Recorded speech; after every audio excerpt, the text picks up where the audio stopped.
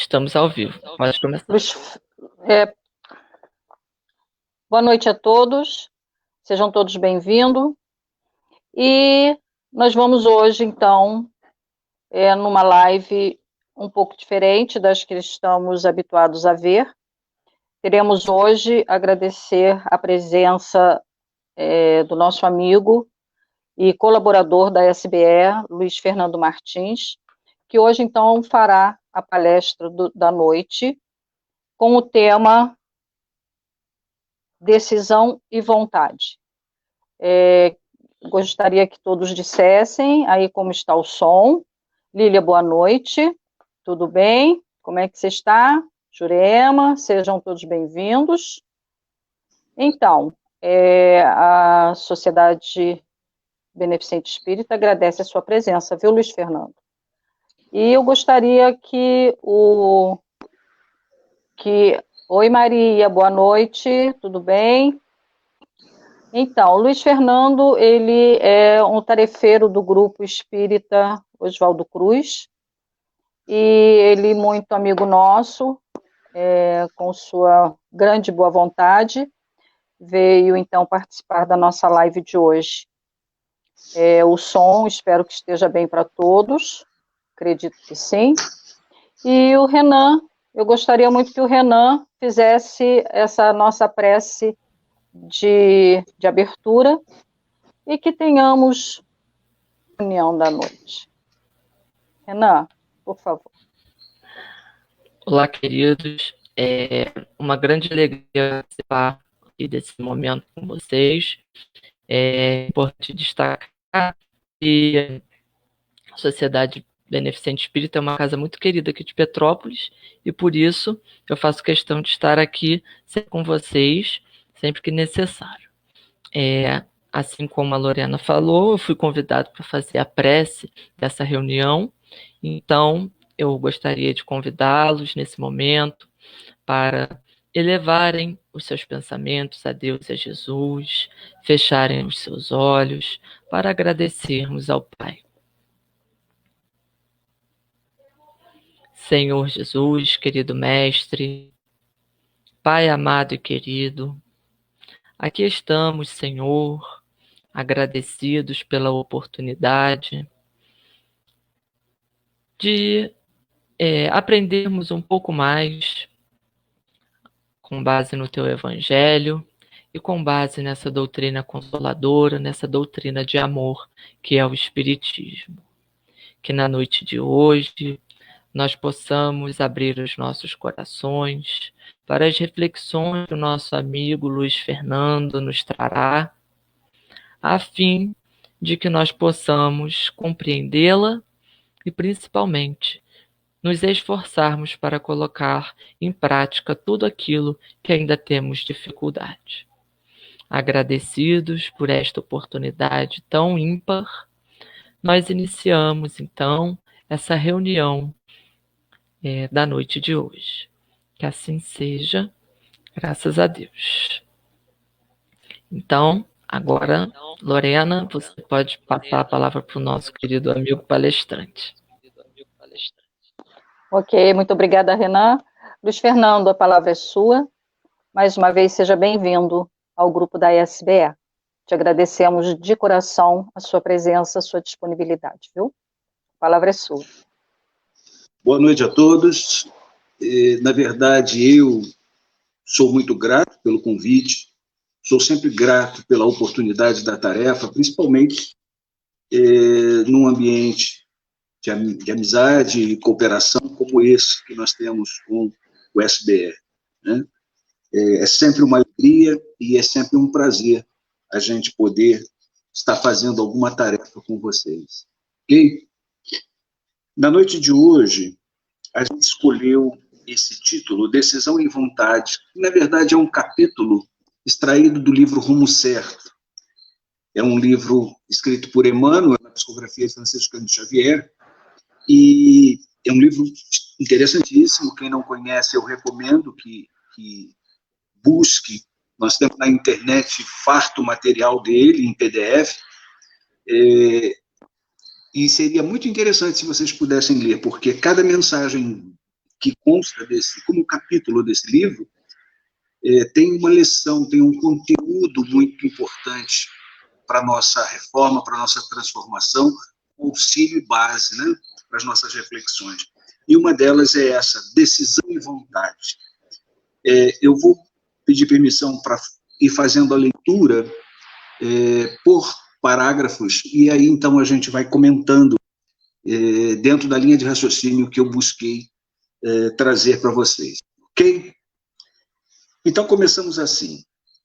Incerteza parece coisa de pouca monta, mas é assunto de importância fundamental no caminho de cada um. Se a gente pensar quantas vezes por dia nós ficamos indecisos diante de alguma coisa, né?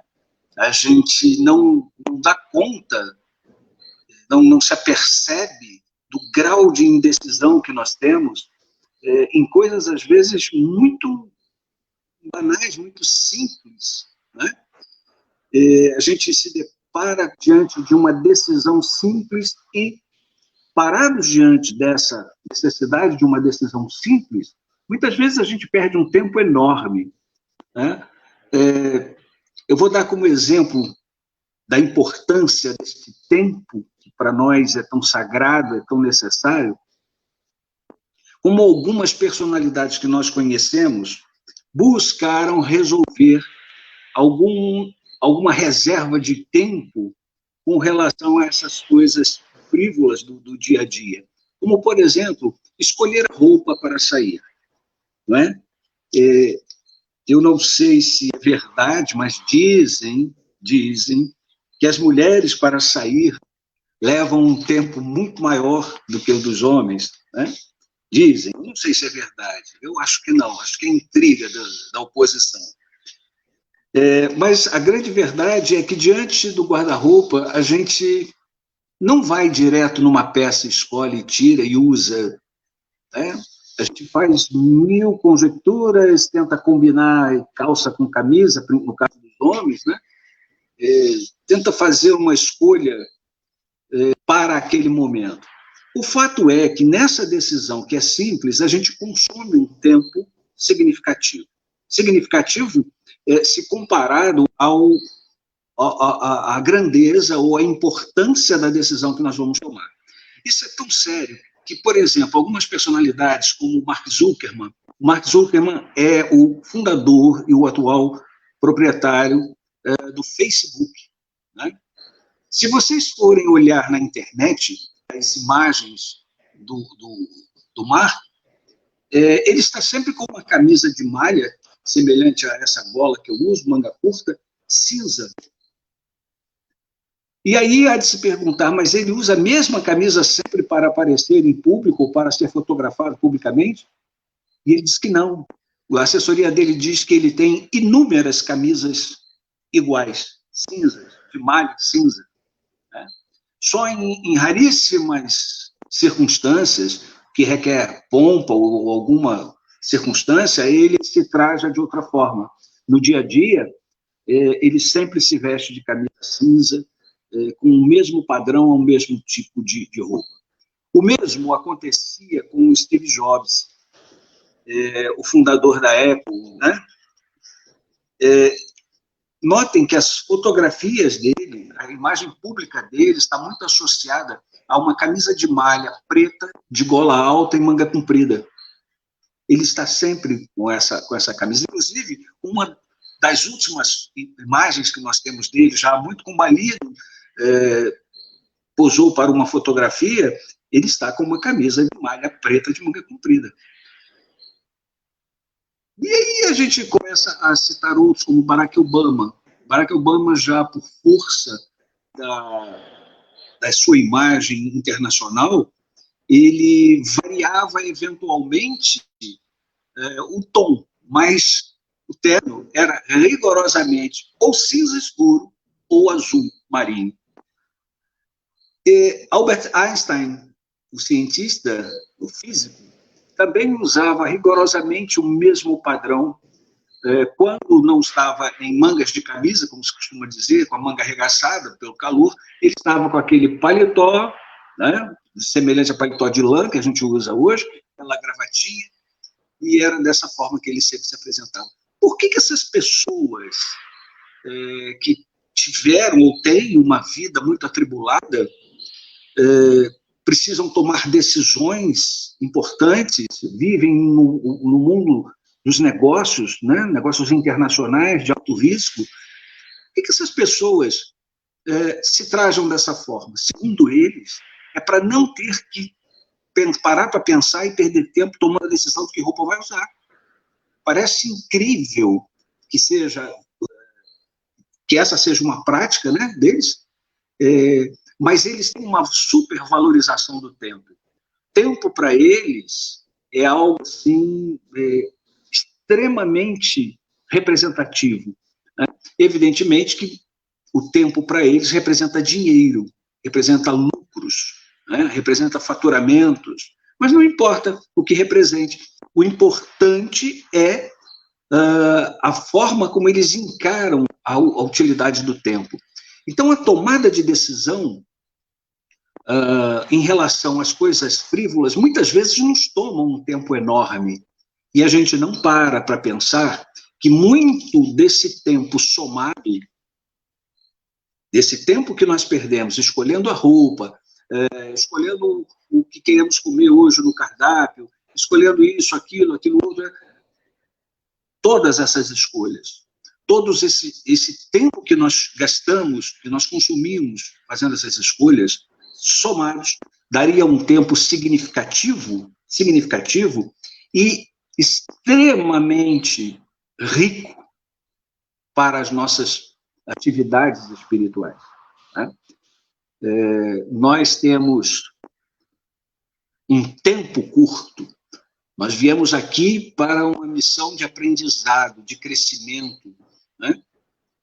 E nessa relação de utilidade do tempo, nós certamente gastamos um tempo enorme durante o dia com atividades que dizem respeito à vida física nesse mundo, né? O tempo diário que nós dedicamos aos propósitos espirituais, ao propósito do nosso espírito, dentro daquela meta que ele estabeleceu para vir aqui, se comparado ao que a gente gasta no mundo físico, né, com a vida mundana, por assim dizer, com as atribulações do mundo, realmente é muito pequeno, né? É desejável que fosse mais.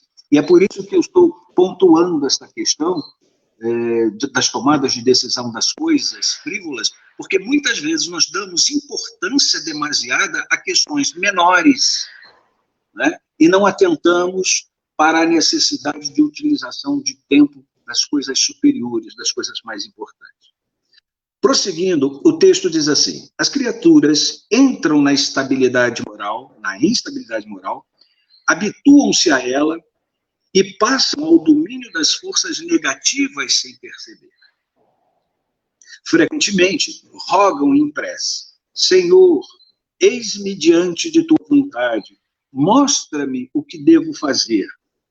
E quando o Senhor lhes revela, através das circunstâncias, o quadro de serviço a expressar-se, conforme a necessidade a que se ajustam, exclamam em desconsolo: quem sou eu para realizar semelhante tarefa? Não tenho forças. Ai de mim que sou inútil. Curiosamente, nós temos uma facilidade enorme de justificar essa atenção demasiada que nós damos ao mundo. Ah, mas eu preciso sobreviver, eu preciso pagar as minhas contas, afinal de contas, suprir as necessidades do mundo é algo bastante oneroso e requer muito trabalho. Então, quando surge a oportunidade de nós fazermos algo realmente grandioso pelo nosso espírito, nós achamos que não somos capazes. Nós achamos que não temos a mesma bravata que nós temos em relação a encarar os desafios da vida. Em geral, é isso que acontece. Eu acho curioso, por exemplo, no grupo espírita que eu frequento, do qual eu participo, eu vejo com muita frequência as pessoas, por exemplo, entrarem no grupo, se motivarem extremamente pela doutrina. A doutrina, ela é extremamente motivadora, né, a transformação. Então, quando nós estamos dentro da casa espírita, quando nós estamos face a face com a doutrina que está ali diante de nós, sendo ministrada através de palestras, através de literaturas, nós temos uma vontade muito grande de fazer cursos, aprender como fazer determinadas coisas, como é o curso de expositores, como é o curso de passes, enfim, uma série de informações que são ministradas pelas entidades espíritas e que as pessoas têm curiosidade de fazer. Pois muito bem, se a gente pegar uma turma de pessoas que fazem um curso, normalmente leva 2 ou 3 dias alternados, né? Que é um curso relativamente simples, mas que envolve a teoria, envolve aonde se assentam os princípios do magnetismo. Se a gente pegar dessa turma, que às vezes é composta assim, de 30 pessoas, ao final deste curso, você vai ver assim, 1, 2, no máximo 3 pessoas dispostas a enfrentar a tarefa. Dispostas que eu quero me referir, é a disposição de se achar apto, competente, de ter compreendido a eficácia do passe e fazer uso dele, como na sua simplicidade, porque o passe é uma coisa muito simples, né? Requer fundamentalmente o exercício da vontade, o exercício do amor ao próximo, né? Então, diante, às vezes, de uma turma de 30, você consegue 2, 3 elementos que se candidatam a ministrar o passe. Nossa, com relação ao grupo de estudo, então, é uma coisa com a qual eu já estou muito acostumado. Você inicia um estudo, você começa com uma turma de 25, 30 pessoas. Com 1, 2 anos de estudo, você está aí com 9, 10, no máximo 11 ou 12 pessoas. O resto vai saindo aos poucos. E o curioso é que as justificativas que eles conseguem para si mesmo, não é nem para nós da Casa Espírita, é para si mesmo, para se justificar, é exatamente o que eu falei anteriormente. Eles justificam os afazeres do mundo, né? Porque no dia tal eu não posso, porque eu tenho... Agora apareceu uma tarefa nova, que eu saio tarde no trabalho, nesse dia eu não posso, porque eu tenho que ficar com meu filho, ou eu tenho que fazer isso, enfim. Existe sempre uma justificativa, que é sempre legítima. É sempre legítima, não nos cabe aqui fazer qualquer análise com relação à validade dessas justificativas. O que eu quero dizer é que, na hora em que existe o chamamento para um comprometimento com a tarefa espiritual, com a tarefa que vai promover o espírito, que vai alavancar intelectualmente ou moralmente o espírito, a prioridade passa a ser as atividades do mundo físico. E aí as justificativas são inúmeras, inclusive essas daqui. Mas eu não me acho ainda competente. Fez um estudo, nós da doutrina sabemos que ministrar o passe é algo relativamente simples e natural, né? Uma mãe que pega o filho que está chorando nos braços à noite, o aconchega nos seus braços, oferece o seio para amamentar e faz carinhos ali, sabe? naturalmente ela o está envolvendo com o magnetismo, né? Então, assim, ele é tão espontâneo, ele é tão natural, ele depende do amor que você expressa, o auxílio, o concurso que você quer oferecer ao próximo, pura e exclusivamente. Nós fazemos isso em 3 dias. Geralmente são ministrados no sábado ou na sexta-feira, né? 3 dias, 3 semanas, às vezes consecutivas ou alternadamente. Mas, enfim, normalmente é disso. Exatamente para que a pessoa saia dali com a teoria, sabe, sedimentado pela teoria, né? E faz parte disso a motivação da prática. Mas ele sai dali, não, eu tenho receio, eu acho que eu não estou preparado, eu preciso de um pouco mais de tempo, e assim são todas, ou quase todas, as tarefas que a gente tem na Casa Espírita, né? Há muito pouco voluntário, há muito pouca oferta de iniciativa por isso, porque ele não se sente seguro, ele fica indeciso, ele fica na incerteza da sua competência ou não, né? Pois bem, então diz assim, dispõem de verbo fácil e muitas vezes se proclamam inabilitadas para fazer e auxiliar a alguém nas construções do espírito. Possuem dedos ágeis, quais filtros inteligentes engastados nas mãos. Entretanto, costumam asseverar-se inseguras na execução das boas obras. Ouvem lições edificantes, ou mergulham-se nas assimilações de livros nobres, prometendo heroísmo para o dia seguinte. Mas, passada a emoção, volvem a estaca zero, à maneira de viajante que desiste de avançar nos primeiros passos de qualquer jornada. Louvam na rua o equilíbrio e a serenidade, e às vezes dentro de casa disputam campeonatos da irritação. Não é verdade isso que acontece? É fatíssimo, né? É fatíssimo. A gente vai dormir depois de uma prece, depois de ter lido uma página edificante, com sérios propósitos de comprometimento com a nossa reforma, com a reparação, às vezes, de alguma falta ou algo que não foi uma atitude que não tenha sido plenamente correta, e ao final do dia a gente faz essa análise antes de dormir, diante da prece, prometendo que no dia seguinte será diferente. Mas no dia seguinte, antes mesmo de nós fazermos a prece inicial e partirmos para a vida para executar aqueles compromissos assumidos, a gente já sai olhando o horário, né?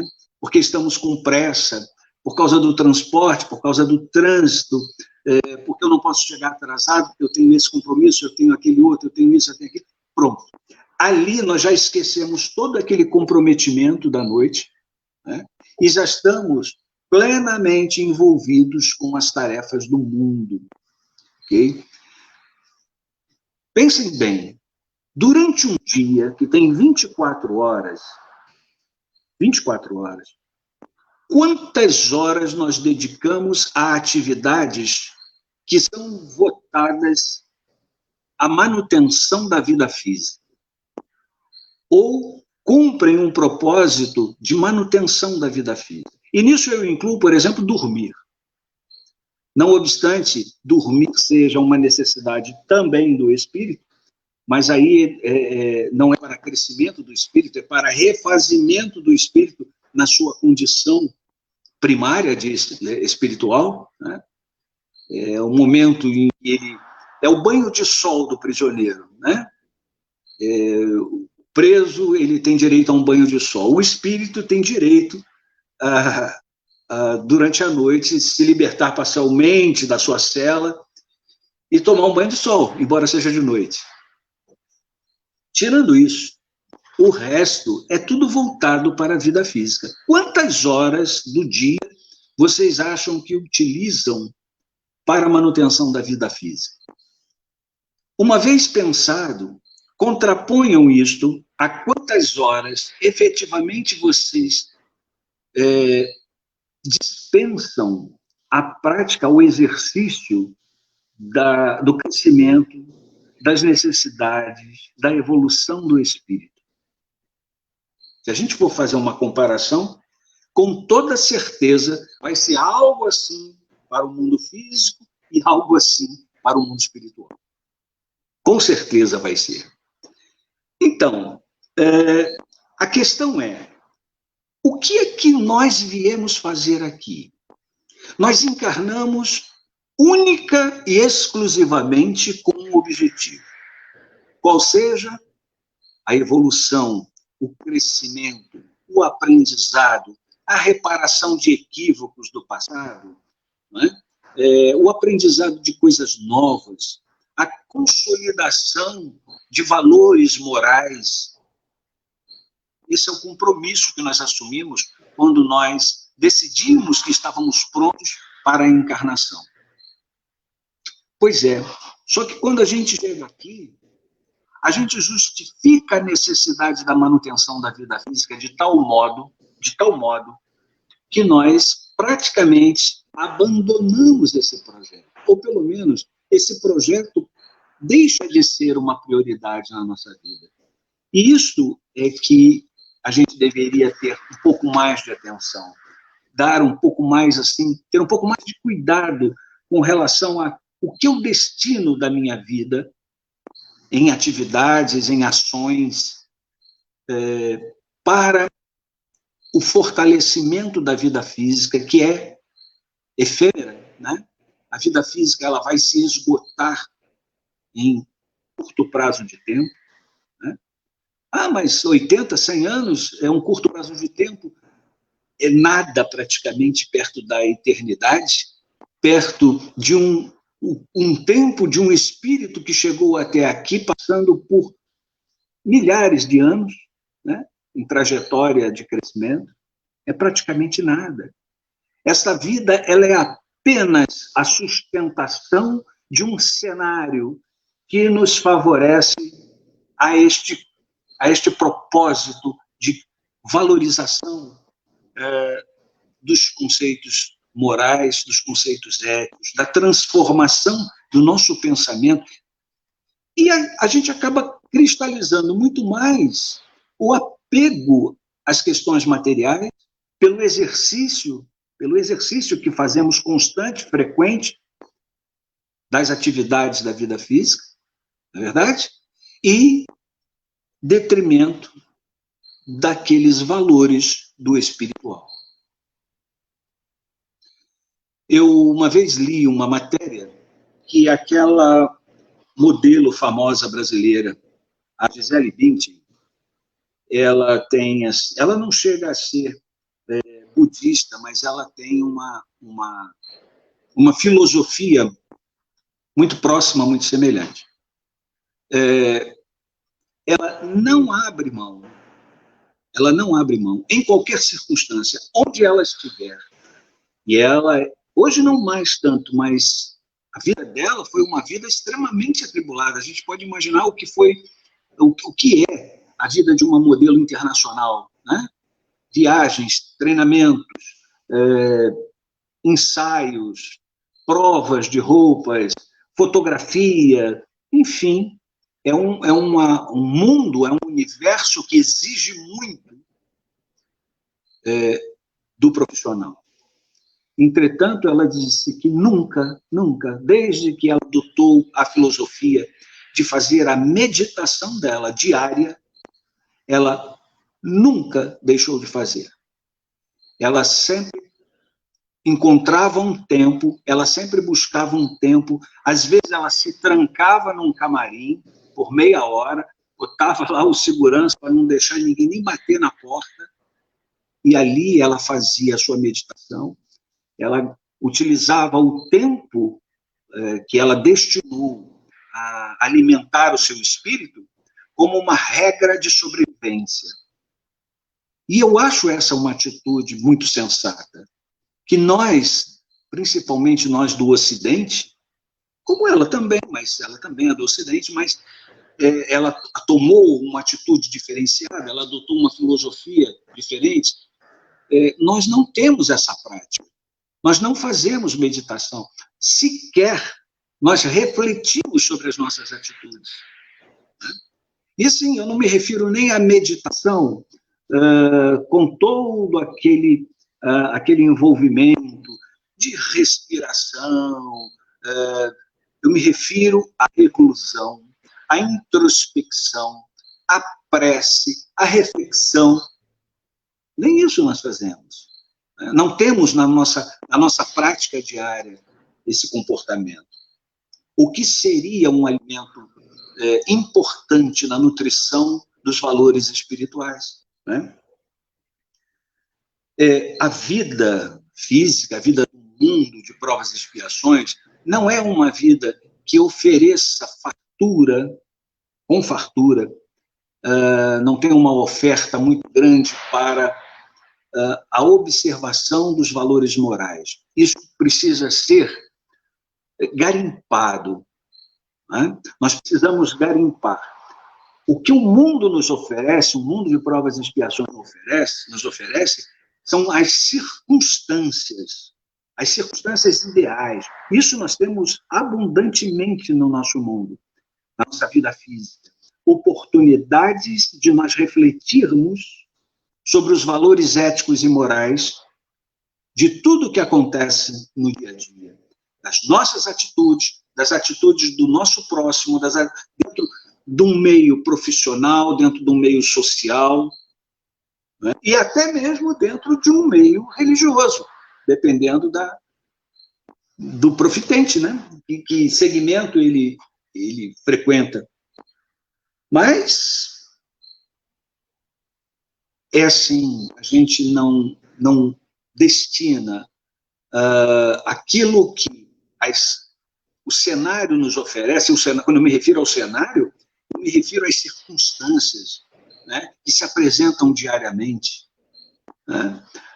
Um exemplo simples, eu uso muito esse exemplo.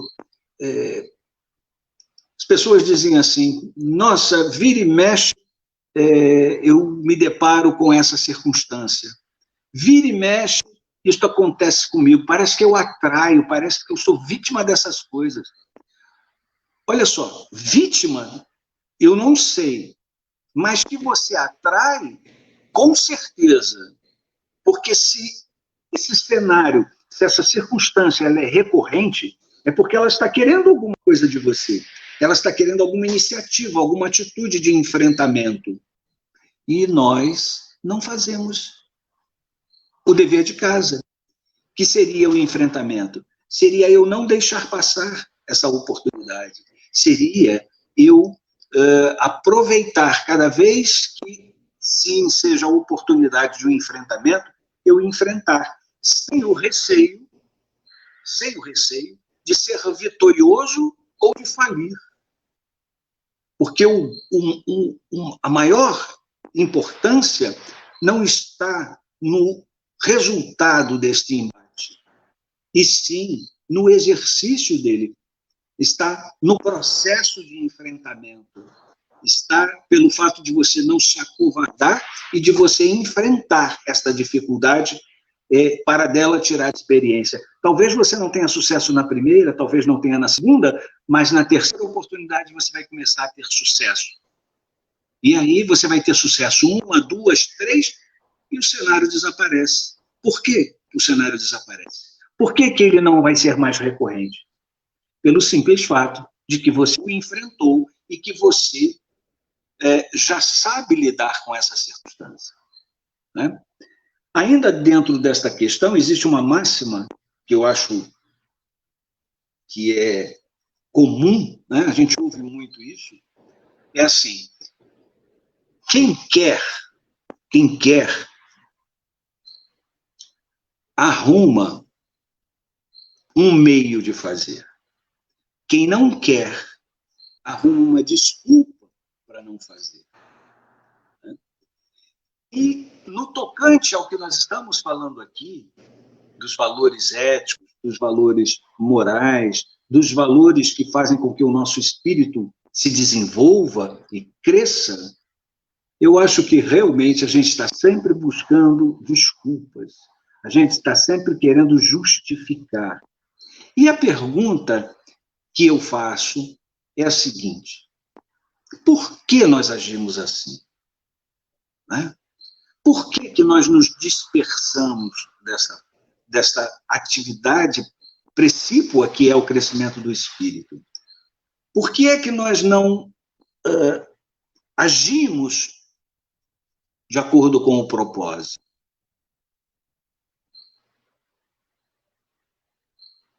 Esse silêncio é para uma reflexão. Por que eu não ajo assim? Eu proponho uma causa, que é a prioridade. Prioridade. Você só não faz aquilo que você não determina que vai fazer. Quando você estabelece que você vai agir, que você vai fazer, qualquer obstáculo que apareça será prontamente enfrentado. A cada dificuldade, você vai buscar uma alternativa de superação daquele obstáculo para realizar a sua meta. Por quê? Porque você quer. Porque aquele objetivo é uma prioridade na sua vida. Tudo aquilo que é prioritário, nós nos dedicamos árdua e profundamente. Aquilo que não é prioridade, o que acontece? Nós acabamos relegando a um segundo plano, a um terceiro plano. Né? Amanhã, depois, e depois, e depois. É assim com as decisões mais importantes. Vejamos, fim de ano, né? As tais deliberações de fim de ano. Final do ano a gente diz, este ano que vai entrar, eu vou fazer isto, eu vou fazer isto, eu vou fazer aquilo outro, eu vou fazer aquilo outro.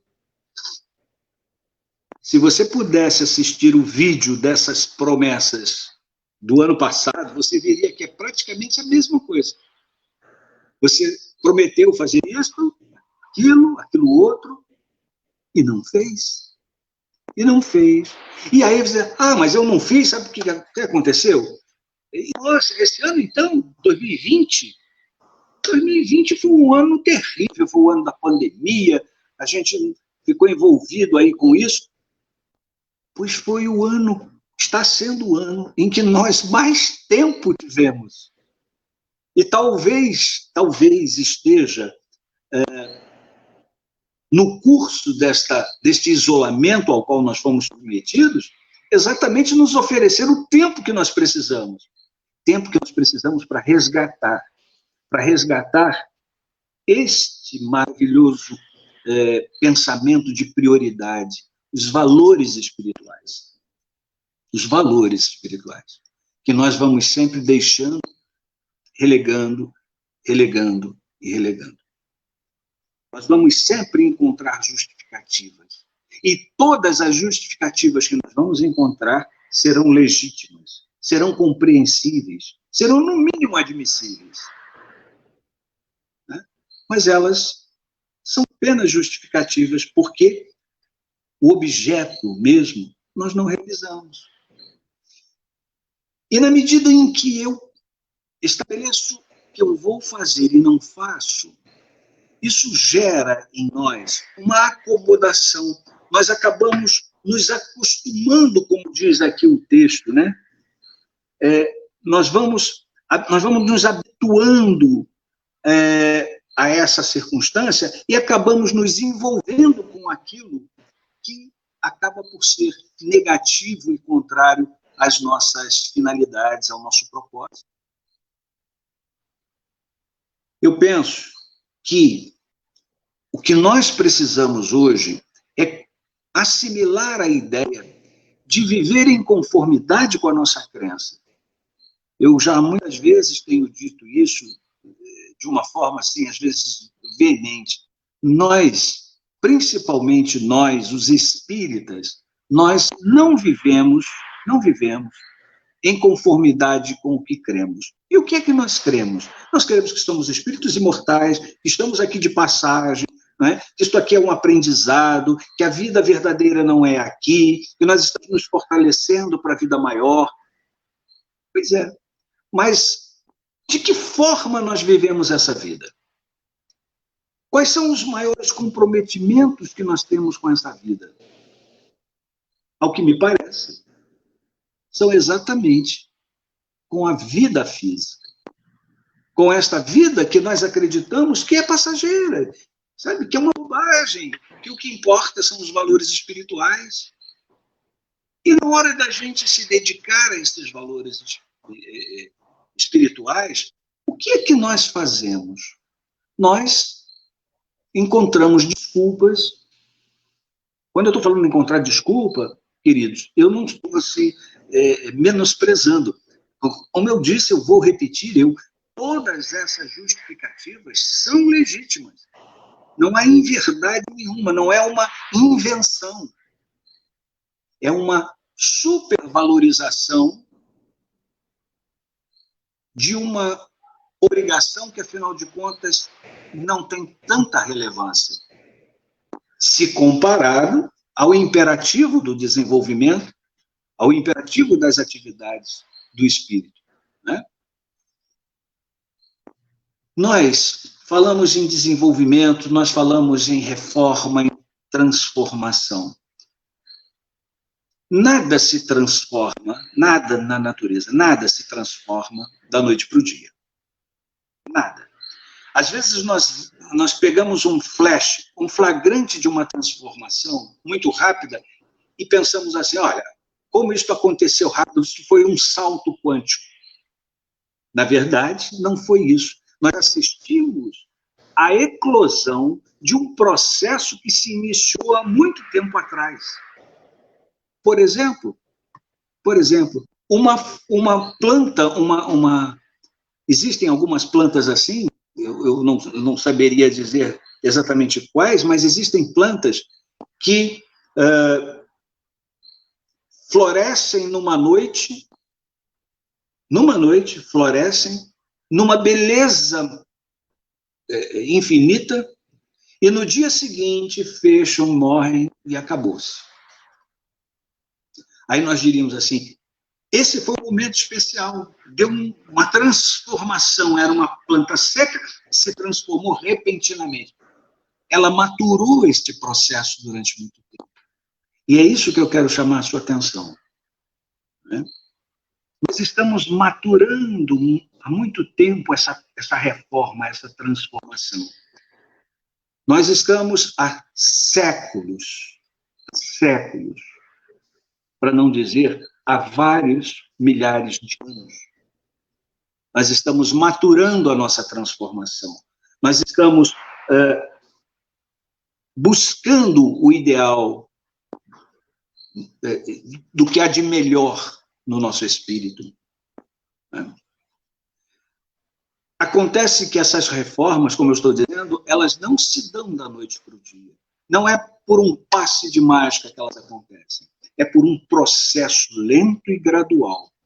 E esse processo lento e gradual, ele se dá, por ser gradual, homeopaticamente. É preciso que essas transformações de ordem moral, que eu chamo de valorização do senso moral, da ética, elas são consolidadas, elas são cristalizadas pela pequena pitada do dia a dia. São pequenas práticas, são pequenas reflexões, sabe? São pequenas negações, são pequenas opções que nós fazemos em favor desse ou daquele fator moral. Para que a gente cristalize esse conceito, nós temos que estar focados para cada oportunidade que se apresenta diariamente. E fazer dessas oportunidades as doses homeopáticas que vão cristalizar a nossa verdadeira reforma. Eu vou dar um exemplo muito prático, muito prático. Se nós pensarmos que aquilo que nós fazemos corretamente, eticamente, publicamente, tem valor, nós vamos chegar à conclusão de que este valor ele tem um peso relativo à publicidade do nosso comportamento, à notoriedade do nosso comportamento. Agora, a mesma atitude que nós temos no privado, sem a presença de ninguém, esse comportamento ético é transformador, é a cristalização do conceito. Vou dar um exemplo simples, banal. Hoje em dia, não se vê mais alguém com uma borracha lavando o carro na rua. Raramente a gente vê alguém fazer isso. E era comum, não era? Final de semana, a gente vê o vizinho lá com a borracha varrendo, limpando o carro, lavando, ensaboando, coisa e tal, aquela água jorrando. As pessoas hoje não fazem mais isso. Não fazem mais isso. Por quê? Principalmente porque elas estão expostas à vista pública. Estão expostas a uma crítica pública pelo uso indevido da água, que hoje, já graças a Deus, se tem uma mudança de consciência, ainda que no âmbito do coletivo, ainda que no âmbito do público, mas se tem essa consciência. Então, as pessoas quase não fazem isso. Mas será que elas têm esse mesmo comportamento quando elas estão no banho? Será que elas têm esse mesmo comportamento quando elas estão lavando a louça sozinhas nas suas casas? É uma proposta simples, é um exemplo banal, um exemplo simples, mas que quer exemplificar quais são esses valores que nós precisamos fazer cristalizar pela prática diária no nosso privado, no nosso particular, para o nosso conhecimento, para a nossa credibilidade, para que acreditemos verdadeiramente nessa transformação, somos capazes dessa mudança que precisamos ter. Né? E aí, por trás disso, a gente pode elencar aí uma série de negatividades que vão desaparecer. Né? Por exemplo, a falsidade. O que é falsidade? A falsidade é você demonstrar para alguém, você vender para alguém uma imagem, um conceito, uma ideia, fazer a pessoa acreditar que é assim, que você é assim, e ao virar as costas, você se comporta diferente. Neste momento, você foi falso. Né? Você falseou na sua proposta.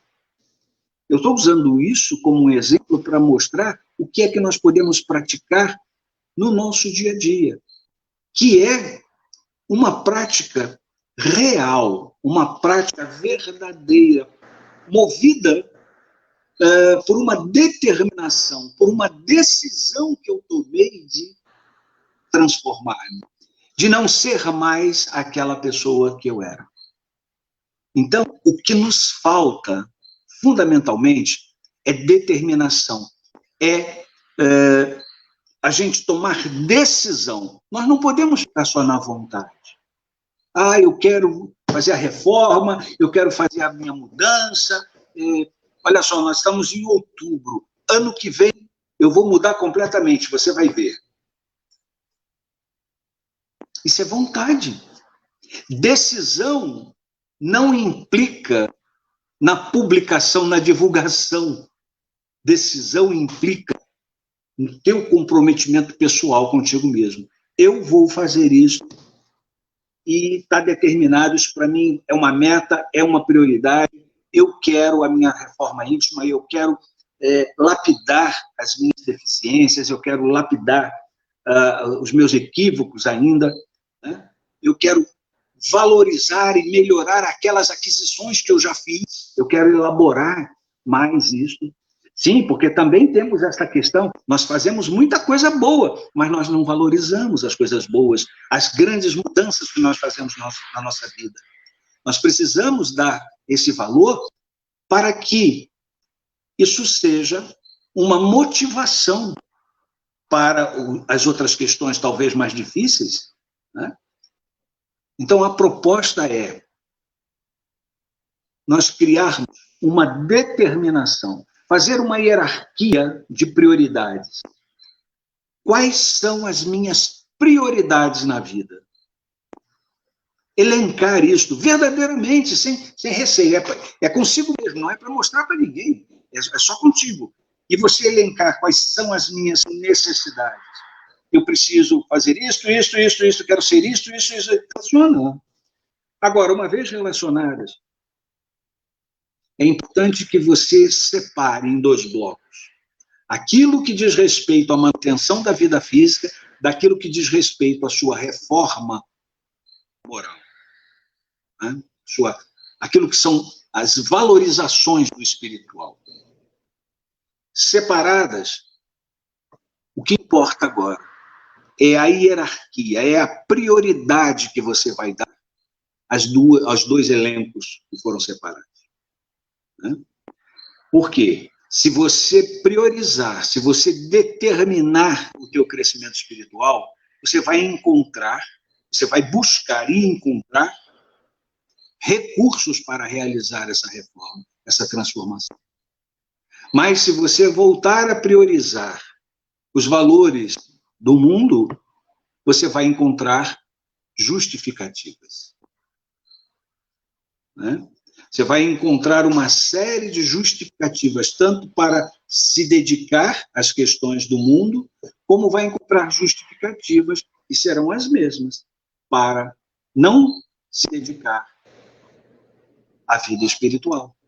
E nós não estamos falando aqui, nosso objetivo não se refere absolutamente a uma vida monástica, sabe? A uma vida para que a gente se torne espíritos puros.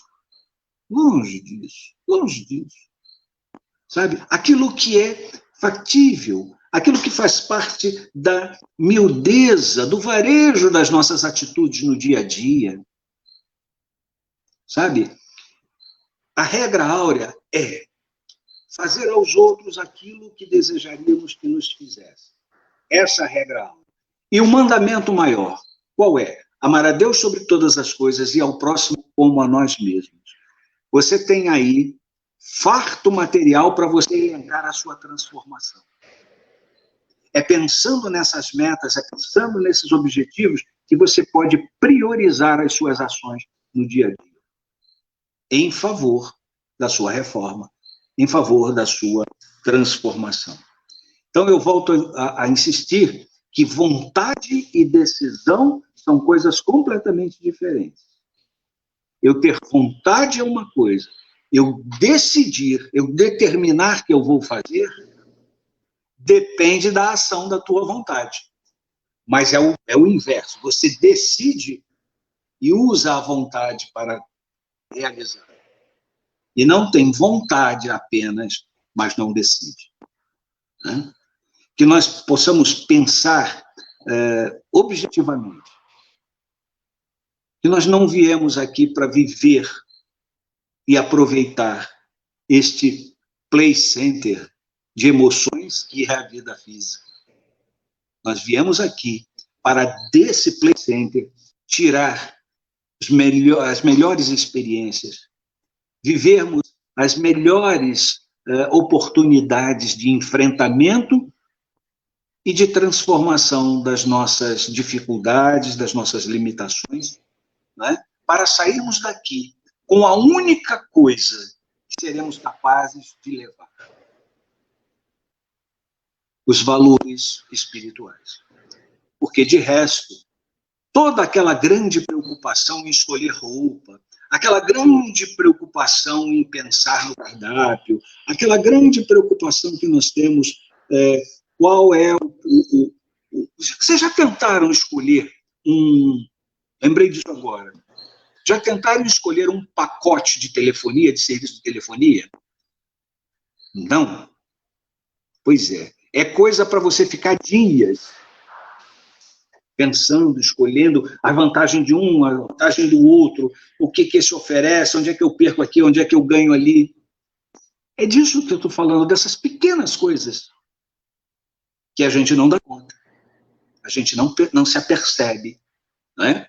Mas que no somatório acabam por subtrair um tempo precioso daquilo que efetivamente viemos fazer nesta vida, que é crescer espiritualmente. Né? Então, queridos, era o que eu gostaria de conversar com vocês sobre decisão e vontade, um apelo para que a gente reflita muito sobre viver em conformidade com as nossas convicções. Precisamos muito fazer esta afirmação diariamente. Ok? Então, eu passo a palavra aqui para a nossa irmã Lorena, né? Para a gente dar encerramento. Mais uma vez, a SBE te agradece, todos nós agradecemos as suas palavras, de um ensinamento assim maravilhoso, que nos faz repensar muito.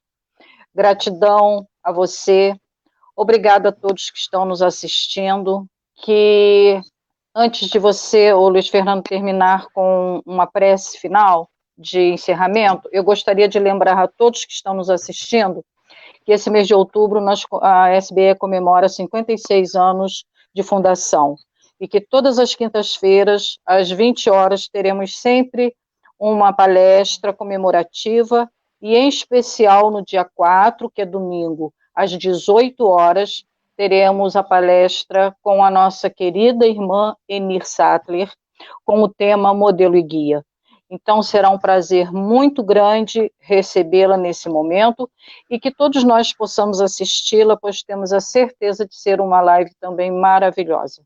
Luiz Fernando, muito obrigada mesmo por você estar conosco, e agradeço em nome da SBE, toda a assistência que nós tivemos. Aqui no meu celular não aparece muito as pessoas, não está aparecendo as pessoas presentes, tem sim a Edilane, o Silvio, a Jurema, a Lília, e depois não sei mais alguém, então não dá para eu ver, mas eu agradeço a todos essa assistência que tivemos.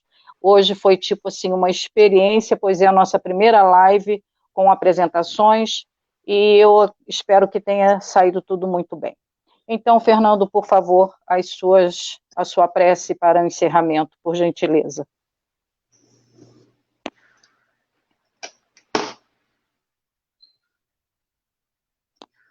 Senhor Jesus,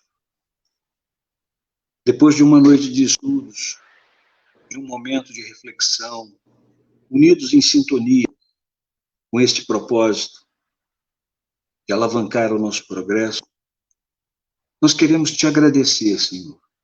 Agradecer todas as oportunidades que temos recebido. Agradecer a cada dia em que o sol nasce, o mundo de oportunidades que tu nos oferece para o nosso crescimento, para o nosso aprendizado. Obrigado, Senhor, pelo auxílio da espiritualidade. Esses irmãos que se dedicam ao nosso auxílio, ao nosso amparo, ao nosso encorajamento, que vibram pelo nosso sucesso nessa encarnação.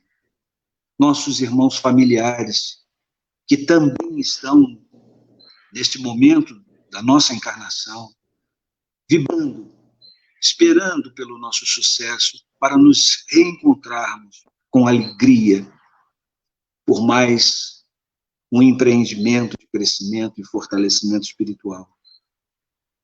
Senhor, é com esse sentimento de gratidão que nós te pedimos. Nos favoreça com o teu amor, com a tua misericórdia, que nunca nos falte a tua presença, e que nós, de nossa parte, nos façamos merecedores da tua presença em nossas vidas. Obrigado aos mentores do SBE, obrigado, Senhor, pela oportunidade da tarefa, e obrigado pela reunião com pessoas amigas e queridas num propósito tão digno como este. Fica conosco, sustenta-nos e ampara-nos, hoje e sempre, Senhor. Que assim seja. Que assim seja. Graças a Deus.